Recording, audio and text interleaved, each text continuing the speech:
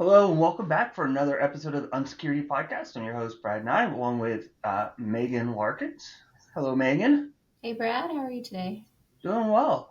We're joined today by Tanya, one of the key account managers here at Yep. FR Secure. We got a really good episode that we'll get into, but we're going to talk about heroic hacks, her being the emphasis, and a little bit about that, which I think is going to be a lot of fun. But first, like we've been doing, Megan, what are you doing for fun outside of work?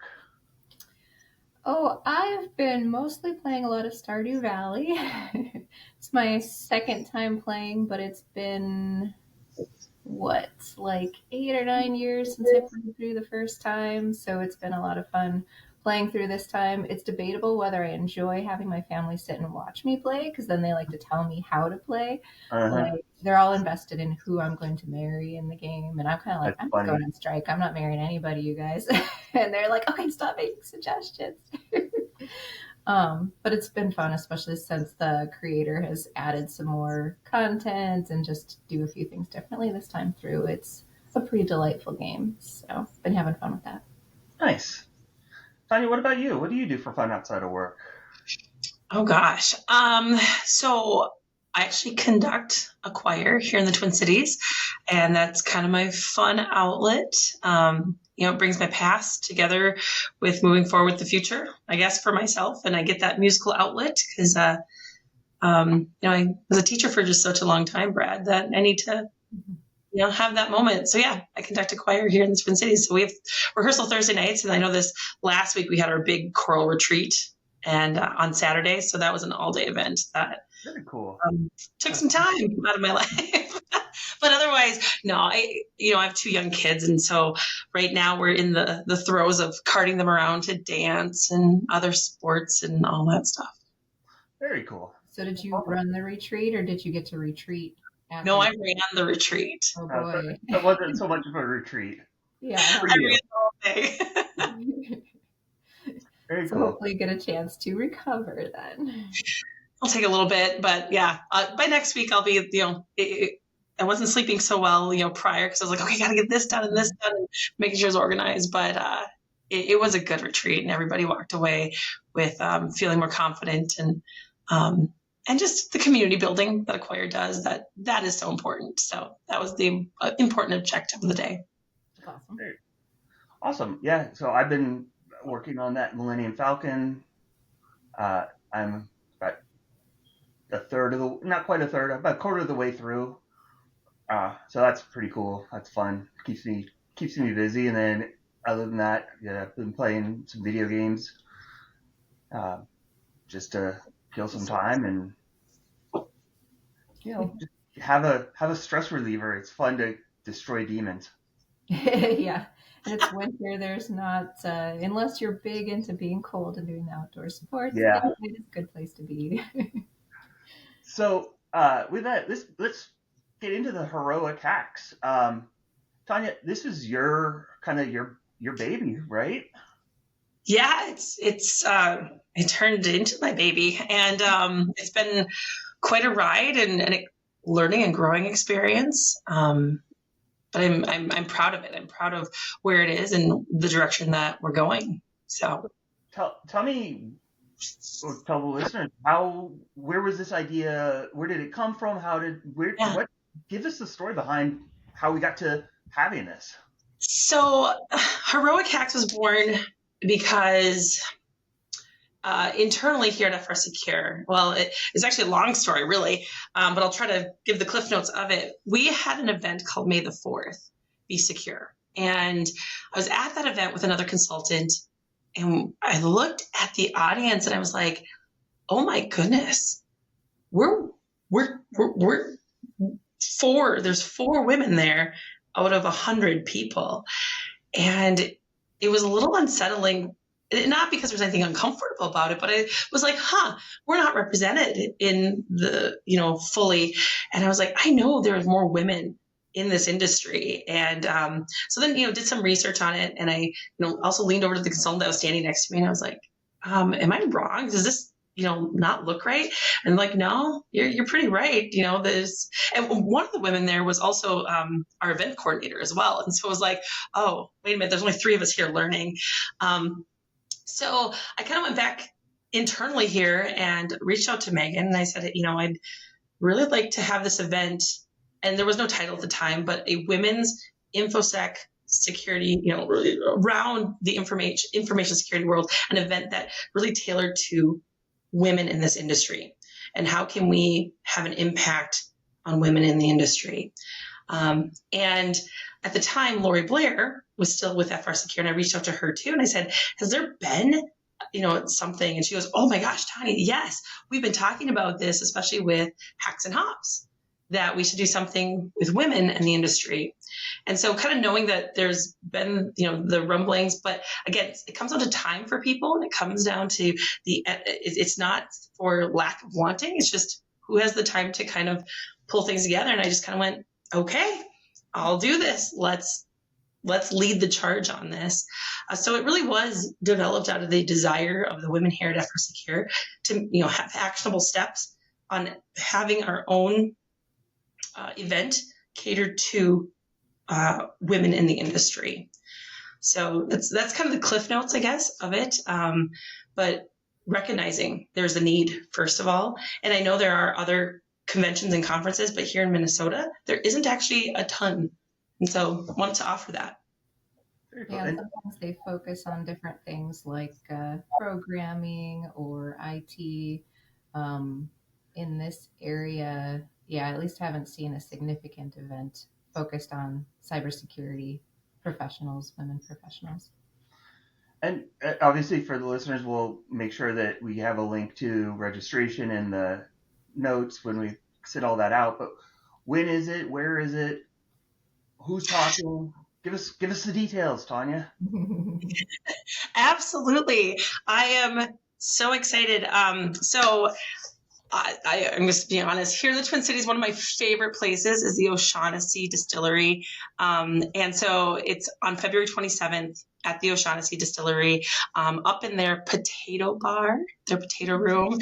And it's a warm place, and that's what I liked so much about it, but it also caters to a small audience. This is, we wanted to first start small to hopefully eventually this be an annual event, but it kind of have to test out the waters first.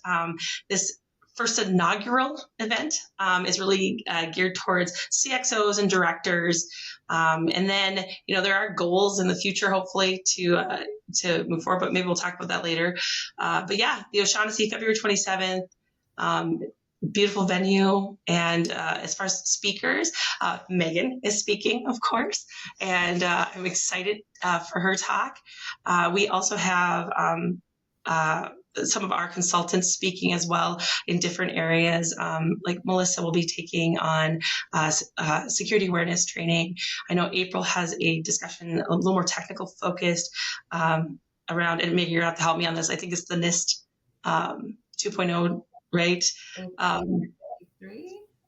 Yep. And then our keynote speaker is Connie Hyber from Great Clips. And I'm excited for her talk. What I love about everything so far is that, as far as I'm aware, we're weaving in these ideas of females in these roles and leadership and whatnot. So it's learning as well as kind of reaching each other where we are and promoting women in the industry, and kind of, how each of us kind of went through our path to get where we are. So it's weaving in those ideas, uplifting, mentorship, building resilience and all that stuff. So I'm excited about that. And I think when I learned about this part, I think I was like, wow, that's pretty cool. So the impact beyond the event, tell us what you're doing. What's the kind of the give back to the community? So this is one area that I have to, our marketing manager, Sarah Ronkanen, who came up with this idea. So I have to fully give this to her. What we're doing with any of our sponsors for this event, 20% of their sponsorship fee is going to be donated to a women-supported organization. And we have two. One is WESIS, and the other one is the Minnesota Women in Tech. And so they get to choose one or the other that they would like their 20% of their sponsorship fee to be donated to. That I think is so cool because, it's about growing those organizations so they can have even more impact as well. So that is exciting to me. I was like, way to go, Sarah. Yeah, that's pretty awesome.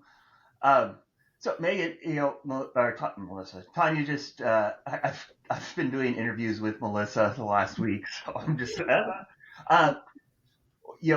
Tanya said you're speaking, so, why are you excited? What gets you pumped up about this? What do you think people are going to take away from the event? Yeah, I am excited about the event. I was really excited when Tanya brought it up because, like she said, we've definitely kind of talked about it. The women on our team at FR Secure in the past just never had the time, the right person to organize it and put all of those things together to create an actual event.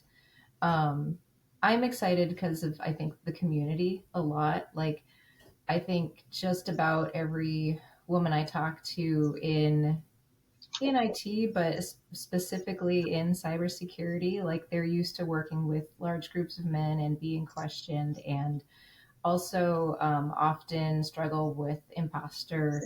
There was another term for it, not imposter syndrome, but it's yeah, like when we put the label syndrome on it, it sounds like something's wrong, and it's not. It's a normal thing, especially when you're stepping out of your comfort zone.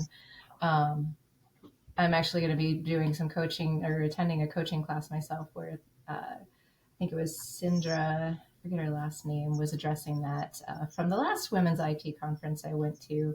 And so one of the reasons I'm so excited about Heroic is because similar to this IT women director community is like you don't hardly ever walk into a room to talk about the subject of your career that you're interested in and there's significant representation of women. Like usually you're one of a few, just like Tanya discovered at the May the 4th Be Secure event and at now I'm blanking on our other one. We got too many H's. Yeah, hacks and hops. Yeah, and working with our clients too, like the majority of the directors and leaders and IT people, security people that we work with are men. So we're used to working with men. So it's so awesome just to walk into a room and see other women that are in your field and be like, oh, cool. This just feels different. And it's nice to kind of feel one of, I guess, instead of trying to defend your position, your knowledge, your expertise. Not that we get questioned by all the men that we work with. I think more and more men are accepting and respectful of the perspectives, the knowledge of women that they work with. But, it does happen. And it is just different when you know that you walk in and you're like, oh, I'm the only woman in the room at this time. Okay, that's fine. But it just presents its own challenge. Yeah, I'm excited for just the participation of all of the women leaders at FR Secure stepping up to talk and present and kind of get that opportunity in what might feel like an even safer space for some of those that haven't spoke or spoke as often.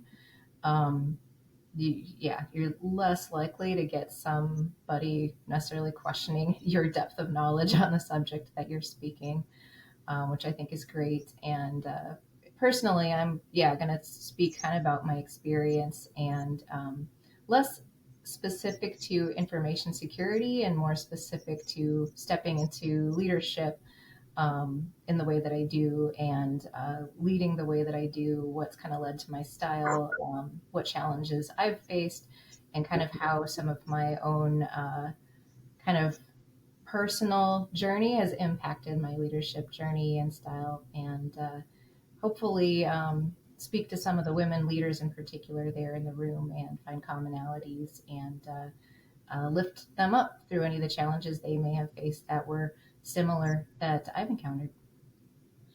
Yeah, that's awesome. And obviously I can't relate to that. Uh, but I think I've tried to be very, open and supportive, and I've learned a ton from you and some of the others. And what the reality is, women come with a different perspective than men, and so many times you've said something, or Melissa, and I'm like, oh, I didn't think of it that way. Like, and it's just so helpful. So yeah, yeah, it's good to get those perspectives and hear that different point of view, because it just makes for a better team. Yeah, I think we're really fortunate at FR Secure to have as many women in consulting, and then it's the female population is growing on our red team as well. And we do have to be intentional about it, because especially when we go through hiring, like you do have to make those decisions. I know one of our hiring managers right now is struggling with that, like, oh, there's this good candidate, but he looks kind of the same as some of the other or people that we already have on this team. So making that decision to keep looking and seeing if there's somebody else that brings a different perspective, male or female, that can kind of differentiate our just scope of knowledge and approach and thought processes, depth of experience on those teams. So it can be a challenge, but it's definitely one worth facing and taking on. And then you encounter so many different awesome perspectives and opinions. I could probably talk a bunch about that, because I think we've seen a lot of it on our team, especially from age range to experience range and everything. It's pretty cool. So I think that's a good kind of segue there to talk about why women in cybersecurity matters, and why are we talking about this? What is the state of it? I think we've definitely have a higher percentage of women, especially in consulting, than I would say in IT in general, and in cybersecurity in general. Why is it important? What are we seeing? What are you guys seeing? You all seeing in terms of statistics? Why this? Like I said, why it's important to have that mix? Yeah, I think, Brad, like right now, when I look back at my last career to now, this is kind of addressing a little bit to the last bit that we were talking. There's just a lot of work to be done to get to the point where our genders aren't in play at all, ever. And we really look at somebody holistically to say, oh, these are the talents that they bring to the table. And I don't think that's the fault of our current, how should I say, it's not the people in place making those decisions. It's our history that is still in the back of our mind, because it's what we grew up and learned with. And we're slowly working on changing that. If I go into your question, though, about why this matters, I think the first point that I would say is that diverse perspective, right? Women just have a very different way of thinking of a problem and perhaps solving it. And it just brings that more unique creativity and innovation to security strategies that may have not been thought of with people of a like situation. And now we're bringing in someone new to just give a different perspective. And I think that says a lot.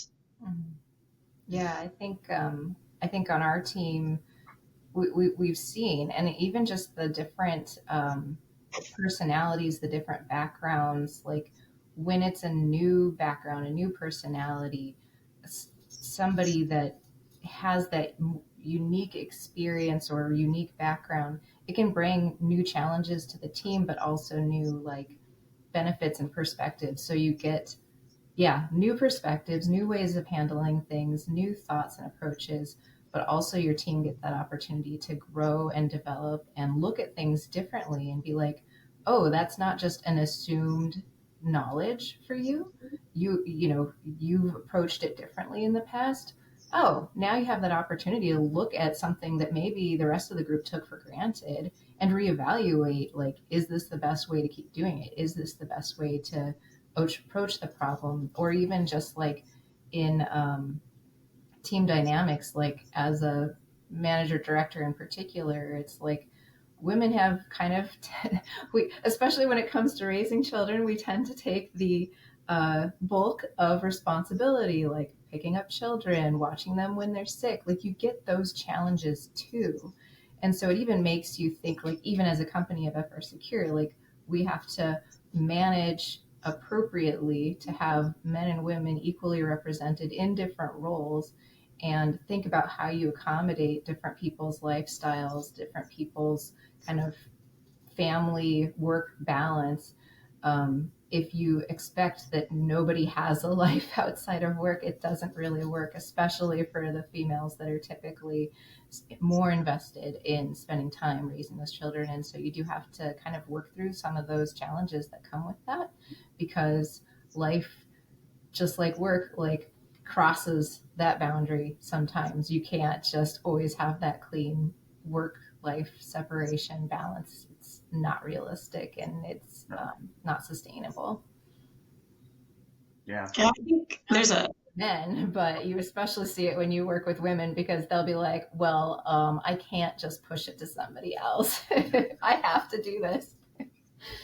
Yeah, I think there's a bit of maybe an improved decision making that helps with all those balanced, teams and whatnot, and being able to hear both sides. Like you said, Megan. I mean, we're pulled in so many directions, and so it goes back to, I think, perspectives and being able to utilize those perspectives. Yeah, it impacts your whole company's culture, because even for us, like we've expanded our paternity leave. I have a new nephew, so my brother works at FR Secure as well, so he's currently enjoying that. So it doesn't just impact the women, it impacts the men and how we treat them and take their family lives seriously, their involvement in families as well, which, say, Brad, you've probably encountered, experienced as well. Yeah, I would love to have had paternity leave. Like I got, a couple of days, and that sucked. Good. Right. So, it's to offshoot on that. I was part of that team who actually created the new maternity paternity policy, and it was interesting because on that team, I believe there was like 12 of us. 2 of us were women on there, and I remember them looking at the 2 of us going, what do you guys think? And it was funny because we'll even talk about age a little bit, because when I was in that conversation,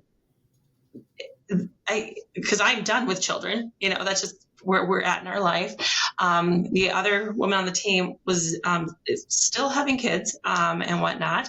And I said to them, quite frankly, it's, if you value family, and then you're going to exceed what your current leave is, or exceed what the government says. This is what we mandate as leave. And it was really kind of an exciting time to question that, because they were like, well, but isn't it not fair that you don't, get this anymore? And I was like, no, it's not. That was part of when I had children. That's what it was. But let's grow and let's keep moving forward. And I think that's part of also bringing women into the team, is that, again, it gives that perspective of, no, I don't feel cheated if somebody gets, 12 weeks of paid leave or whatever it is, right? Or 6 weeks of paternal leave or whatever. No. That is us as a company saying that this really is valuable, but that's also because we have so many different people in different roles to be able to speak up and say those things. Mm-hmm. So that perspective is huge. Well, and also looking back at it, it was, it sucked because I didn't get to see be around the newborn, but it also put a lot of stress on my wife, right? Like it's actually helping women to allow.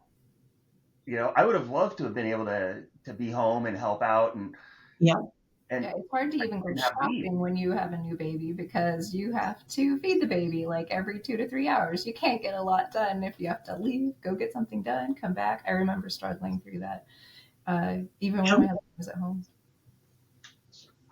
Very cool.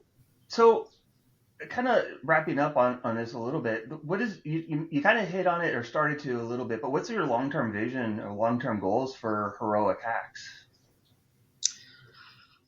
Ooh, long-term goals is, personally, I would love for this to be a year-over-year thing. I'm not one to say like the first annual because I want to see what happens, and that's redundant in my mind because we don't know if there is a second. But I'm hoping that this just takes off so we can have a second year and it becomes an annual event. Something that we have talked about and was kind of a vision for this first one was the idea of a mentorship, but we went a different direction. So in the future, I would love to bring a friend or bring a mentee kind of style event as this expands and grows, where we want to not have a conference that's geared towards necessarily 100% new people into the industry. I think there has to be a really healthy balance of that. But again, start to see female mentorship and how do we help cultivate that female mentorship. So that's one of my goals. Yeah, I think that would be awesome. I mean, because, going back to like, why are there not more women in the field? And that goes to IT and cybersecurity both, because sometimes cybersecurity is born out of IT. But, some of it is the stigmas, but a lot of those stigmas go all the way back to school. And when you're trying to figure out what you're pursuing, the interest that you're going to pursue, and if women get discouraged because even in school they're one of only a few and they're told that this isn't the right fit, or even they're just like not really introduced to it as being an option to them, then there's going to continue to be fewer women in the field. And so if they continue to have opportunities to learn, to be better represented so that that kind of momentum grows, they don't, more teachers, mentors see girls as being potential, yes, this is a good potential field for you, then they can continue along that path when they find that interest versus being turned away and saying, oh, maybe I'll go into sciences or project management or something less technical, less, perceived as being a male run field. Yeah, in that goals as well as I think there's a little bit of a hopefully bridging the talent gap kind of moment where, cybersecurity is not going anywhere. If anything, it's just getting bigger and bigger and bigger, increasing. And it really means that right now there's a talent shortage and we've talked about this before, that, and that's why we do our CISSP mentorship program, is we recognize there's a talent shortage. And I think when we can uplift people and make them feel welcomed, make them feel that their voices are heard, make them feel smart, make them feel, that they belong, I think that we can start to get more talent in this area and fill the millions of roles that are either open or that will be open within, the next couple of years. Yeah. And a lot of that's exposure. Be like, it's not as intimidating as it may sound. Mm-hmm. Yeah. And I think Heroic Hacks does that. It exposes to, people that are similar to say, oh, okay, if they're doing this, maybe I can do this too, and feel comfortable in that space. Mm-hmm. Yeah, that power of connection, right? Not realizing that I'm not this one off. Like there's other people that I can relate to and have similar experience is very powerful. Very cool. Well, thank you, Tanya. This was Absolutely very good. And Megan, of course, you too. As always, we wrap up with shout outs. So just like a group that you want to give special kudos to. So I'll start with Megan. Give Tanya a chance to think of someone or something. I will give a shout out to my brother and sister-in-law. I do have a new nephew, which is very exciting. But also I'm just very grateful and feeling fortunate that they've moved locally now, getting more opportunity to see them, see their children, just have them in our lives, and continuing to support each other. I think that's really awesome. Very cool. I'll give you a little bit more time, Tanya. So I'll give a shout out to my wife and kids, just, super supportive, and, I'm going to be doing some traveling here for a speaking engagement, and it's always good to, just let them know, hey, thanks for covering. Mm-hmm. All right, Tanya. Ooh, I got to give a shout out. Wow. I'm going to stick with FR Secure as a whole here. But really the CAM team, I'm going to give them a shout out. They are my partners in crime. In crime, that's terrible. I said that, but ultimately we are working so hard all the time to make sure that we're innovative and that we are offering the best experience that we can. And so the brainstorming that is going on behind the scenes has just taken a lot of energy and effort, and we are charging forward. And it's been really cool to see us come together. For these ideas that we have and then present them and whatnot. So I'm really proud of my team, especially over the last year, and the growth that our team has done in the last year. So shout out to my teammates on the key account managers. I'll second that. You guys are, it's okay to work with you. No, you're a lot of fun. So. So I know, Megan, we're still working on some of the upcoming, nailing down some of that, but any other announcements that you wanted to cover real quick? I don't think so. I think, register for Heroic Hacks. We will get that link out there. CISSP mentorship program. I don't know if the registration's open for that yet. Not quite. No, there's some tweaks to the program we're still working out, so that'll be coming out soon. Yeah, we'll have an episode on that sometime and get more information about that coming out, but definitely look for it. Check our website. I think that's pretty much it. Yeah, if you have questions, suggestions, like usual, please email us at unsecurity@frsecure.com. We'd be happy to hear from you, and have a great couple weeks. Yeah. Thank you, everyone. We'll talk to you next time. Thank you. Thank you.